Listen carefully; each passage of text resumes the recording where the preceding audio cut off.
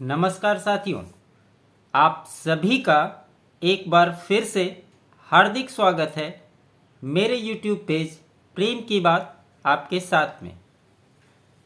आज हम बात करने वाले हैं बिहार को लेकर, बिहार की राजनीति को लेकर, क्योंकि 2024 के लोकसभा चुनाव का आगाज हो गया है। 2 चरणों में मतदान भी हो गई है और तीसरे चरण के मतदान के लिए 7 तारीख को वोटिंग होगी, जिसमें बिहार की भी 5 सीटें हैं जिस पर मतदान होगा। आप देख रहे होंगे कि बिहार की राजनीति लोकसभा चुनाव शुरू होने के पहले से काफ़ी ज़्यादा हॉट स्पॉट का केंद्र रही है। हमेशा से जब नीतीश कुमार राजद के साथ थे, आप उस समय से घटनाओं को अगर आप याद करेंगे तो आज जो राजनीति बिहार में हो रही है ये आपको बहुत अच्छे से समझ में आएगा। उसके बाद हमने कई बार बोला कि नीतीश कुमार राजद को छोड़कर भाजपा में लौटेंगे, और जिस प्रकार से उन्होंने एनडीए में वापसी की, लोग आज के समय में बहुत सारे परसेप्शन बने हैं। इस परसेप्शन की सच्चाई कितनी है ये तो 4 जून को पता चलेगा, लेकिन ये आंकड़े क्या बताते हैं ये देखना जरूरी। जहां एनडीए में 5 दल एक साथ चुनाव लड़ रहे हैं, वहीं महागठबंधन की ओर से अंतिम समय में मुकेश सहनी की एंट्री होती है, कांग्रेस शामिल थी और राजद, ये 3 दल मौजूद हैं। लेकिन जैसा कि हमने पहले भी कहा था, इस लड़ाई में कांग्रेस दूर दूर तक कहीं भी दिखाई नहीं देती है, और ये चीज़ आप तेजस्वी यादव की सभाओं में भी आसानी से देख सकते हैं, क्योंकि किसी भी मंच पे क्या कांग्रेस के कोई नेता बिहार में एकजुट होकर आपको दिखाई दिए हैं? चाहे किसी के नॉमिनेशन की बात हो, चुनाव प्रचार की बात हो, मुकेश सहनी के आने के बाद तेजस्वी यादव और मुकेश सहनी ही मंच पर दिखाई दे रहे हैं। और जब पब्लिक मंच पर इनके प्रवक्ताओं को देखेंगे, इनके नेताओं को देखेंगे, तो ये ऐसे बात करते हैं जैसे कि सरकार इनकी बननी तय है। हर दल अपनी अलग अलग घोषणा पत्र जारी करते हैं, और बात किस चीज़ की हुई? 17 साल भर से 17 महीने। आजकल नौकरी की मुद्दा बहुत ज़्यादा उठ रही है बिहार में। तेजस्वी यादव इसकी चर्चा बहुत करते हैं। तो तेजस्वी यादव को इस चर्चा को करने के पहले 17 साल तो कम से कम नहीं बोलना चाहिए, 34 साल तो जरूर बोलना चाहिए, क्योंकि लालू यादव के शासनकाल में भी राजद ने किसी को कोई नौकरी नहीं दी थी, और जो एलिगेशन लालू यादव पर लड़े लैंड फॉर जॉब मामले में, चारा घोटाला के मामले में, ये सर्वविदित है, किसी से छुपी हुई नहीं है। तो उन्हें 17 साल की जगह 34 साल का बखान करना चाहिए। और ये बातें आज कहने की ज़रूरत क्यों पड़ रही है? आपने देखा होगा कि इस चुनाव में नीतीश कुमार उतने एक्टिव नहीं है जितने उनके सहयोगी दल के नेता हैं। फिर भी नीतीश कुमार जितना हो सकता है उतना अपने दल के पक्ष में, एनडीए के पक्ष में मजबूती से प्रचार करने में कोई भी कमी नहीं कर रहे हैं। आपने देखा होगा चुनावी मंचों पर लोग ये कह रहे थे कि नीतीश कुमार चिराग पासवान में बनती नहीं है, भाजपा नीतीश कुमार के आने के बाद उनके कार्यकर्ता सहज नहीं हैं, और ऐसा दिखाया गया कि महागठबंधन इस बार बिहार में 40 सीटों पर भारी पड़ने वाली है। और आज तक यही बातें लगातार कही जा रही है। 2 चरणों में जो मतदान हुए उसके वोटिंग परसेंटेज पिछले चुनाव की तुलना में कम थे, लेकिन इसका नैरेटिव विपक्ष ने ये बताया कि ऑपोजिशन का मतदाता तो वोट देने के लिए निकला, लेकिन भाजपा और उनके सहयोगी दलों का मतदाता निकला ही नहीं। ये पूरे देश में नैरेटिव है कि हमारे मतदाता वोट डालने के लिए जा रहे हैं, लेकिन भाजपा का कोई भी लोग मतदाता वोट देने नहीं जा रहा है। इसलिए महागठबंधन इंडिया अलायंस की सरकार बननी तय है। आप स्ट्रीम मीडिया में देखें, सोशल मीडिया में देखें, हर नेता, हर दल का प्रवक्ता सिर्फ आपको यही बात कहता हुआ नजर आएगा। इसमें कितनी सच्चाई है ये तो आपको पता चल ही जाएगा। लेकिन इन दोनों चरणों के चुनाव के बाद जो फाइनल आंकड़े चुनाव आयोग ने जारी किए थे, उसमें डिले हुई थी, उसमें जो मतदान प्रतिशत था वो 66.14 और 66.64% था। इस बात को भी आपको जानना चाहिए, जो कि पिछले बार की तुलना से बहुत ज़्यादा कम नहीं है। क्योंकि जब मतपेटियां पैक होती है और अलग अलग माध्यमों से जो वोट होते हैं उनके आंकड़े जोड़कर बाद में चुनाव आयोग रिलीज करती है, और बहुत सारे लोग ये नहीं बताते हैं कि जो पहले 2 चरण के मतदान हुए उसमें वोटिंग परसेंटेज का एक्चुअल फिगर क्या था। लेकिन आज हम बात कर रहे हैं नीतीश कुमार की। क्यों? जिस प्रकार से तेजस्वी यादव सभा कर रहे हैं, ये हर सभाओं में बोलते हैं, 17 महीने की जिक्र करते हैं, महागठबंधन की बात करते हैं, सरकार बनाने की बात करते हैं।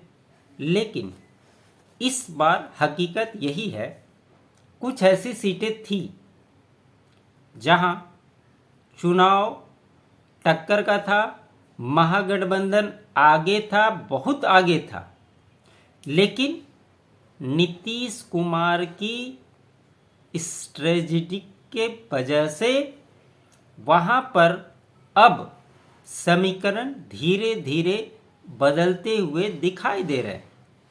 कुछ कमज़ोर सीटें हैं, उसको बोलने में कोई दिक्कत नहीं है। आप जहानाबाद की बात कर लें, वहाँ एनडीए को बहुत ज़्यादा मेहनत करने की ज़रूरत है। बांका की बात कर लें, इन सब सीटों पर बक्सर की बात कर लें, इन सीटों पर एनडीए को मेहनत करने की ज़रूरत है। लेकिन वहीं दूसरी ओर जो सीटें महागठबंधन के फेवर में जा सकती थी, उन सीटों पर इनके आपसी मनमुटाव कह लीजिए, ईगो कह लीजिए, अपने कार्यकर्ताओं को अनदेखी कहना कर लीजिए, ये सारी समीकरण जो हैं बहुत भारी पड़ने वाले हैं। इसके कुछ एग्जाम्पल मैं आपको बताता हूँ। कल ही समस्तीपुर में आप प्रधानमंत्री मोदी की रैली देख लीजिए, उसके बाद नीतीश कुमार की रैली दे दीजिए।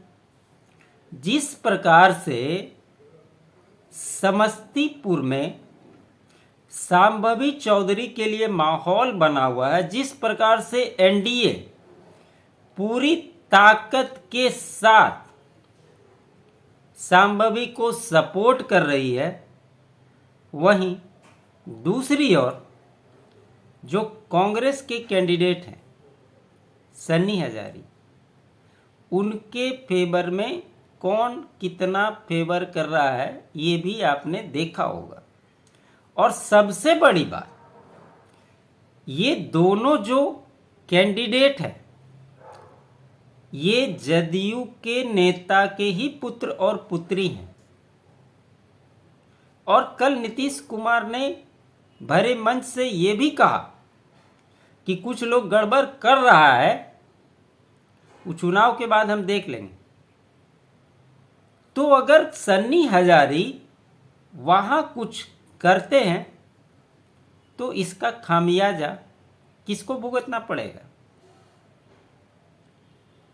ये आप सभी अच्छे से जानते हैं। लेकिन कुछ सीटों की बात करें कि जहां महागठबंधन मजबूती से चुनाव लड़ सकता था, वहां क्या हुआ। नवादा की आप बात कर लीजिए। नवादा में भाजपा कैंडिडेट विवेक ठाकुर के लिए जिस प्रकार से नीतीश कुमार हों, नरेंद्र मोदी हों, चिराग पासवान हो, उपेंद्र कुशवाहा हों, चाहे जीतन राम मांझी हो, ये जितने भी एनडीए के सहयोगी दल हैं, जितनी एकजुटता से चुनाव प्रचार कर रहे हैं, अपने वर्करों को मजबूती से वहाँ पर काम करने के लिए कर रहे हैं, ये एनडीए में दिखता है। वहीं नवादा में निर्दलीय कैंडिडेट के रूप में जब राजद से टिकट नहीं मिले हुए राजबल्लभ के परिवार को निर्दलीय पर्चा भर देते हैं, ये किसको नुकसान पहुंचाएगा? क्या ये बातें तेजस्वी यादव को पता नहीं है? और इस चुनाव के बाद ये जितनी भी सीटें हैं और जहां से निर्दलीय ताल ठोक रहे हैं, अगर मान लीजिए वो चुनाव जीतेंगे तो वो किस दल में जाएंगे ये भी स्पष्ट है। यहां से राजबल्लभ के परिवार जो चुनाव लड़ रहे हैं, देखिएगा चुनाव खत्म होने के बाद वो किस दिशा में जाते हैं। पहली सी सिवान से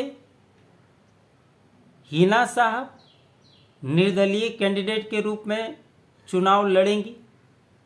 हिना साहब कहाँ जा रही हैं ये खुलकर पता है कि चुनाव के बाद वो जदयू में शामिल होंगी और निश्चित तौर पे उनका खड़ा होना जेडीयू के कैंडिडेट को एक आसान जीत की ओर ले जाता हुआ स्पष्ट तौर पर दिखाई दे रहा है। झंझारपुर की बात कर लीजिए। झंझारपुर में गुलाब यादव को कहा जा रहा था कि वीआईपी का कैंडिडेट बनाया जाएगा, लेकिन वो फिलहाल बीएसपी कैंडिडेट के रूप में उन्होंने अपना नामांकन किया है। ये किसका वोट काटेंगे, और आप देख लीजिएगा कि चुनाव के बाद गुलाब यादव किस ओर जाते हैं। वहीं सुपौल की बात करें, तीसरे चरण में उसका मतदान भी है। वहाँ पर रामेश्वर महतो निर्दलीय ताल ठोक रहे। वो किस दल के कैंडिडेट बनने के लिए थे, किस दल में थे? उपेंद्र कुशवाहा के बहुत मजबूत सिपाही थे। वो सीट उनके फेवर में नहीं गई तो वो निर्दलीय चुनाव वहाँ से लड़ रहे हैं, और एक मजबूत दावेदारी भी उन्होंने पेश किया है। अगर वो जीतते हैं तो किस दल में जाएंगे, और समस्तीपुर का हाल तो आप जान ही रहे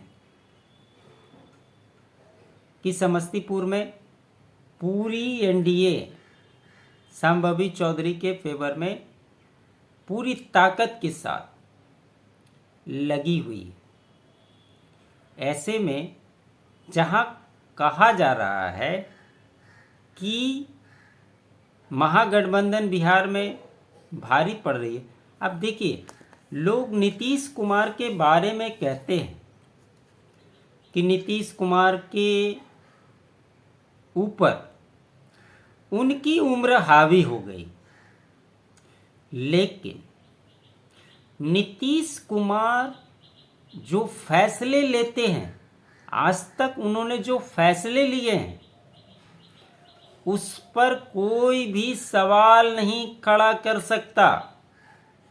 उन्होंने एक बात और कही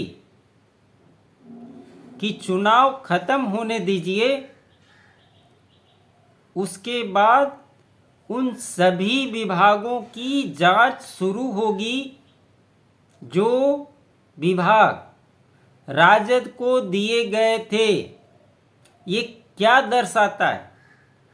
क्या ये सवाल नहीं उठता है कि जब तेजस्वी यादव नीतीश कुमार के साथ सरकार में थे तो उन्हें कुछ भी ज्ञात नहीं था?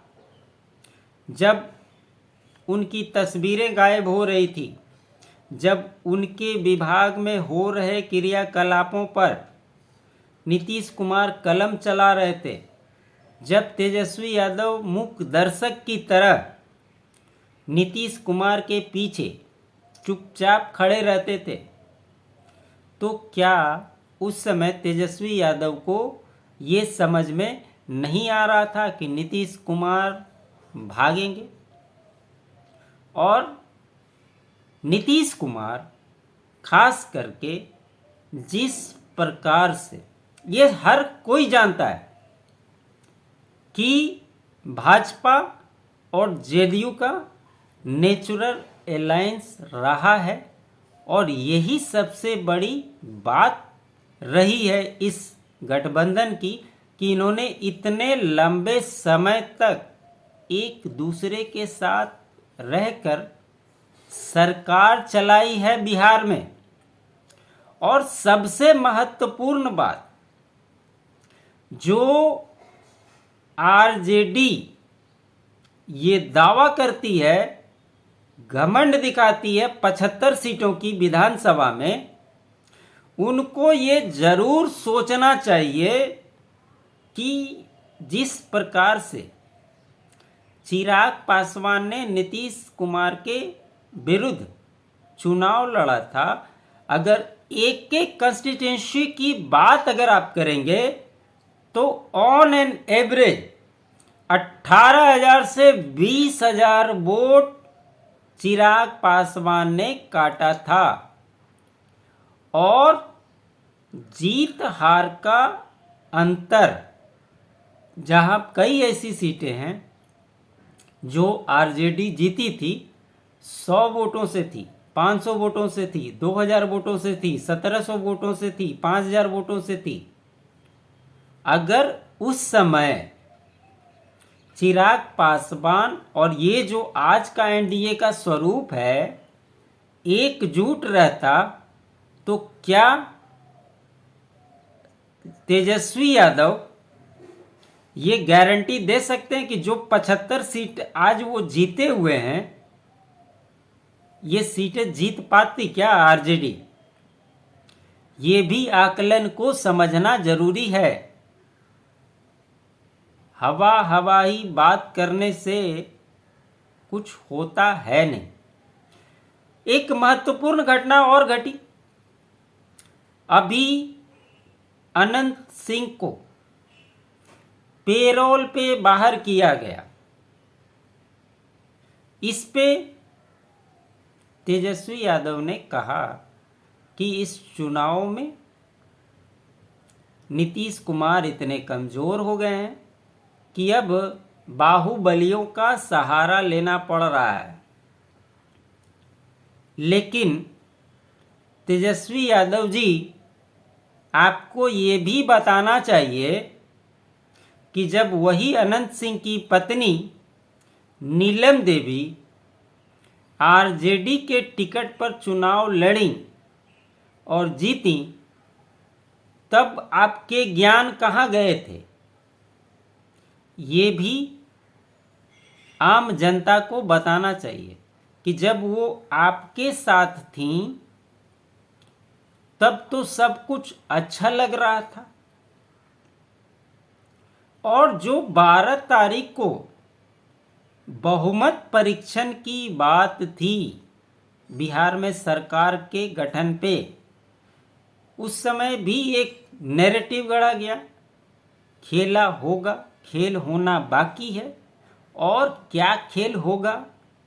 उस समय भी हमने कहा था कि कोई खेल नहीं होगा, एनडीए अपना आराम से बहुमत परीक्षण साबित कर देगी, कहीं किसी प्रकार की दिक्कत नहीं है। और जिन जिन लोगों पर डाउट था, आज की स्थिति आप देख लीजिए।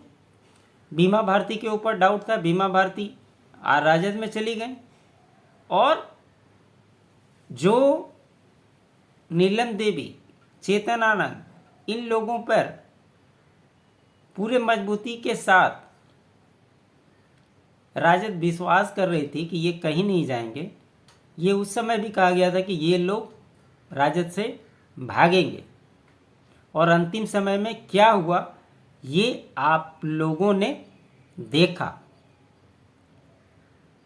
इसलिए इन बातों का कोई मतलब नहीं बनता है कि जो चीज़ें आपके फेवर में अगर हो तो बहुत अच्छी बात है और वही चीज़ें अगर आपका अपोजिशन करे तो आपको बहुत ज़्यादा पीड़ा हो, ऐसा नहीं चलता है।